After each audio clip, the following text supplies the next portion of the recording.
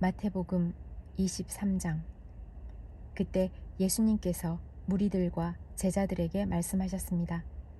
율법학자들과 바리새파 사람들은 모세의 자리에 앉았다.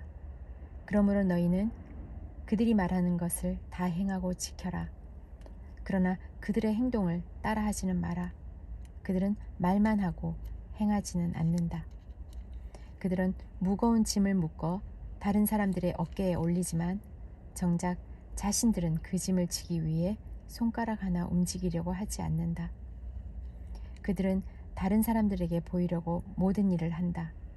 그래서 말씀 상자를 크게 만들고 옷수를 길게 늘어뜨린다. 이들은 잔치에서 윗자리에 앉기를 좋아하고 회당에서 높은 자리에 앉기를 좋아한다. 이들은 장터에서 인사받는 것을 좋아하고 선생이라고 불리는 것을 좋아한다. 그러나 너희는 선생이라는 소리를 듣지 마라. 너희의 선생님은 오직 한 분이고 너희 모두는 형제들이다. 그리고 세상에서 그 누구에게도 아버지라고 부르지 마라. 아버지는 오직 한 분인데 하늘에 계시다. 너희는 지도자 소리를 듣지 마라. 너희의 지도자는 오직 한 분뿐인 그리스도시다. 너희 가운데 큰 자는 너희의 종이 될 것이다. 누구든지 자신을 높이는 사람은 낮아질 것이고 낮추는 사람은 높아질 것이다. 율법 학자와 바리새파 위선자들이여, 너희에게 화가 있다. 너희는 사람들 앞에서 하늘나라의 문을 막는다. 너희가 들어가지 않으면서 다른 사람들도 들어가지 못하게 막는다. 율법 학자와 바리새파 위선자들이여, 너희에게 화가 있다.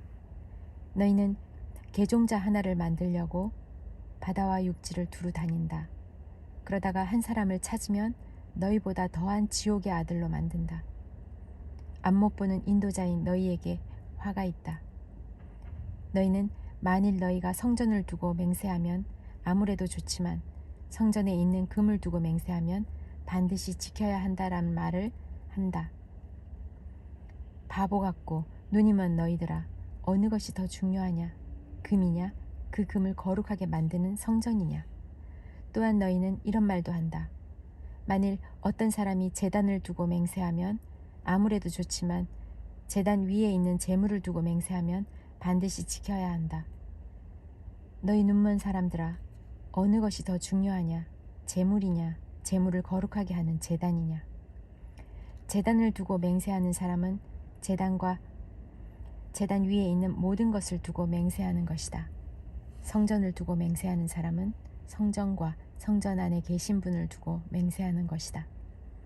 하늘을 두고 맹세하는 사람은 하나님의 보좌와 거기에 앉으신 분을 두고 맹세하는 것이다.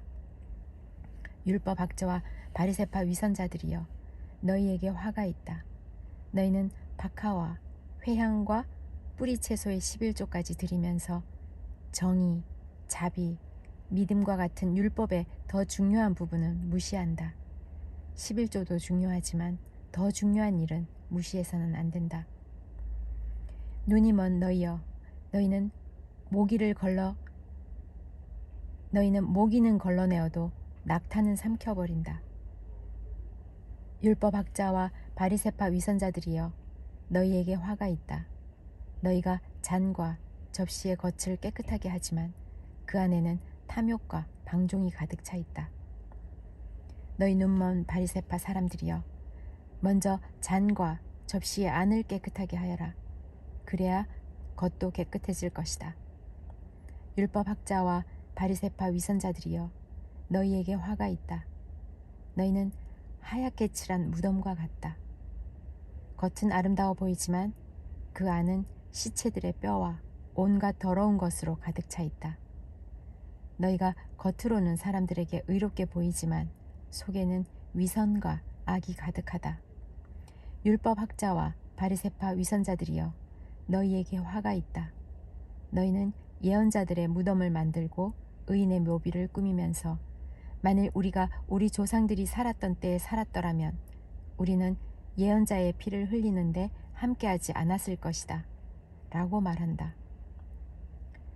그러나 너희는 예언자들을 죽인 살인자들의 자손이라는 것을 스스로 나타내고 있구나. 그러므로 너희는 너희 조상들의 악한 일을 마저 채워라. 뱀들아, 너희 독사의 자식들아, 지옥의 심판을 너희가 어떻게 피할 수 있느냐?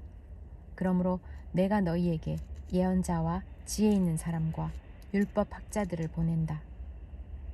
너희는 이 사람들 가운데서 몇 명은 죽이고 십자가에 못 박고 몇 명은 회당에서 때릴 것이다.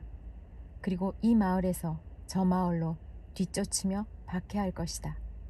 따라서 의인 아벨의 피로부터 성전과 제단 사이에서 살해당한 바가랴의 아들 스가랴의 피에 이르기까지 너희는 세상에서 피를 흘린 의인에 대한 죗값을 치를 것이다. 내가 너희에게 진정으로 말한다. 이 모든 것들이 이 세대에 올 것이다. 예루살렘아, 예언자들을 죽이고 하나님께서 너에게 보내신 사람들을 돌로 친 예루살렘아, 암탉이 병아리들을 날개 안에 품듯이 얼마나 내가 너희 자녀를 모으려고 했느냐. 그러나 너희들은 원하지 않았다. 보아라, 너의 집이 버려져 못쓰게 될 것이다. 내가 너희에게 말한다.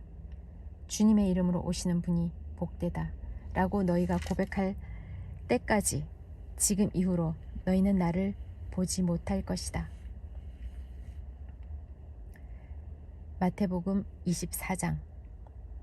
예수님께서 성전을 떠나 걸어가실 때 제자들이 와서 성전 건물을 가리켜 보았습니다. 예수님께서 말씀하셨습니다. 너희가 이 모든 것을 보고 있지 않느냐? 내가 너희에게 진정으로 말한다. 여기에 있는 돌 하나도 돌 위에 남지 않고 다 무너질 것이다. 예수님께서 올리브산 위에 앉아 계실 때 제자들이 조용히 와서 예수님께 말했습니다. 이런 일들이 언제 일어날지 말해 주십시오. 선생님께서 다시 오시는 때와 세상의 마지막 때에 어떤 징조가 있겠습니까? 예수님께서 대답하셨습니다. 아무도 너희를 속이지 못하게 조심하여라. 많은 사람들이 내 이름으로 와서 내가 바로 그리스도다 라고 말할 것이다. 그리고 많은 사람들을 속일 것이다. 또한 너희는 전쟁에 대한 소식과 소문을 들을 것이다. 그러나 두려워하지 마라. 이런 일들은 반드시 일어나야 한다. 그러나 아직 마지막 때는 아니다. 민족이 다른 민족과 싸우기 위해 일어나고 나라가 다른 나라와 싸우기 위해 일어날 것이다. 여러 곳에서 기근과 지진이 있을 것이다. 이런 일들은 해산의 고통이 시작되는 것에 불과하다. 그때 사람들이 너희를 박해하고 심지어 죽이기까지 할 것이다. 나 때문에 너희가 모든 민족에게 미움을 받을 것이다. 그때 많은 사람들이 넘어질 것이며 서로를 넘겨주고 미워할 것이다. 그리고 많은 거짓 예언자들이 일어나 많은 사람들을 속일 것이다. 또한 불법이 더욱 많아져서 많은 사람들의 사랑이 식을 것이다. 그러나 끝까지 견디는 사람은 구원을 얻을 것이다.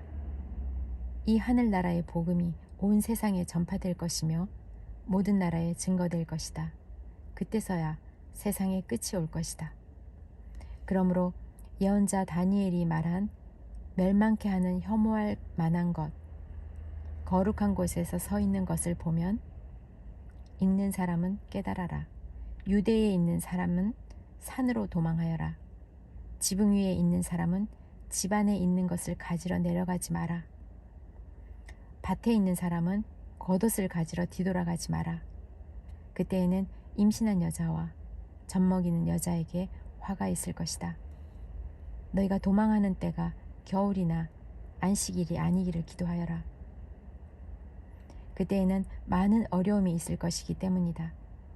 세상이 생기고 나서 지금까지 이 같은 환난은 일어난 적이 없었고 이후도 없을 것이다.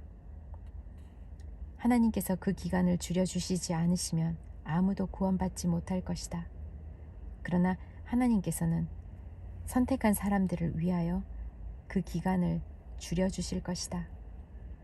그때 사람들이 여보시오, 그리스도가 여기 계십니다 또는 저기 계십니다 라고 할 것이다. 그러나 믿지 마라.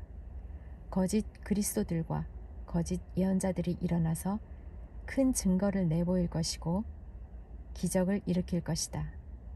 그래서 사람들을 속일 것이다. 그리고 할 수만 있으면 선택하신 사람까지 속일 것이다. 보아라, 내가 미리 너희에게 일러주었다. 그러므로 사람들이 여보시오, 그가 광야에 계십니다 라고 말해도 거기에 가지 마라. 여보시오, 그리스도가 골방에 계십니다 라고 말해도 믿지 마라. 번개가 동쪽에서 서쪽까지 번쩍이듯이 인자가 오는 것도 이와 같을 것이다. 시체가 있는 곳에는 독수리가 모여들 것이다. 그 환난의 날이 지난 직후에 태양이 어두워지고 달이 그 빛을 잃을 것이다. 별들이 하늘에서 떨어지고 하늘에 있는 모든 권세가 흔들릴 것이다. 그때에 인자가 올 징조가 하늘에 있을 것이다. 그때에 세상의 모든 민족들이 울며 인자가 큰 권능과 영광으로 하늘 구름을 타고 오는 것을 볼 것이다. 인자가 큰 나팔 소리와 함께 천사들을 보낼 것이다. 그들은 하늘 이 끝에서 저 끝까지 사방에서 택함 받은 백성들을 모을 것이다. 무화과 나무의 비유를 배워라. 그 가지가 연해지고 새 잎을 내면 여름이 가까운 줄 안다. 마찬가지로 이 모든 것이 일어나는 것을 보면 인자가 가까이 와 문 앞에 있는 줄을 알아라. 내가 너희에게 진정으로 말한다. 이 세대가 지나가기 전에 이 모든 것이 일어날 것이다. 하늘과 땅이 없어질지라도 내 말은 결코 없어지지 않을 것이다.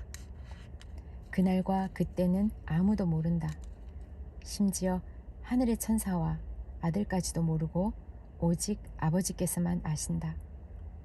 노아의 때처럼 인자가 다시 올 때도 그와 비슷할 것이다.